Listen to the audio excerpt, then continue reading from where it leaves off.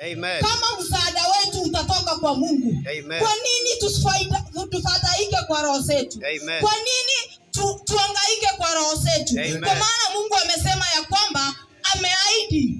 Hiyo ni hakikisho. Ametupea ya kwamba atatusaidia. Atasimama na sisi. Hata kama tutakuwa tunapitia changamoto gani. Hata kama utakuwa unapitia shida gani. Mungu ameahidi ya kwamba ako mbele yako. Mbele yako unaangalia, unaona ya kwamba Mungu ako na wewe. Ameahidi. Amesema yeye mwenyewe na kinywa yake akisema ya kwamba nitawasaidia. Hata tuacha, atasimama na sisi kwa kila hali. Hata kama tutakuwa tunapitia magumu ya aina gani. Hata kama tutakuwa tutapitia shida gani. Mungu ametupea hakikisho. Mungu ameahidi ya kwamba mimi nitakuwa na nyinyi. Kama Mungu amesema ya kwamba atakuwa na nyinyi, kwa nini tusiogope?